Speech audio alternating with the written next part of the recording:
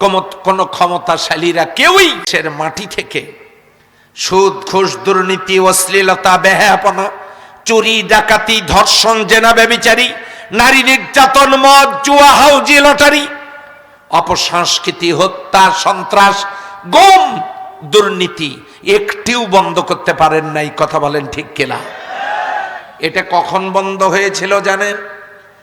নবী করিম সাল্লাল্লাহু আলাইহি ওয়াসাল্লাম আইয়ামে জাহিলি যুগে মা আমিনার কোল জুড়ে দুনিয়াতে এসে জন্মের পরের থেকে 40টি বছর যে সমাজে বসবাস করে সমাজের অসঙ্গতিগুলো দেখলেন, সেই সমাজে চেষ্টাও করলেন যুবকদেরকে সাথে নিয়ে হিলফুল ফুজুল গঠন করে সমাজটা ভালো করা যায় কিনা।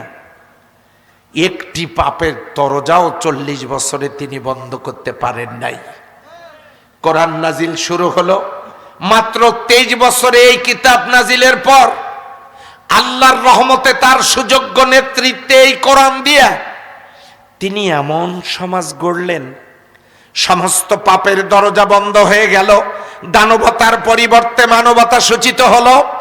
আল্লাহর নবী বললেন, খায়রুল কুরুনি করনি, সর্বশ্রেষ্ঠ যুগ আমার যুগ।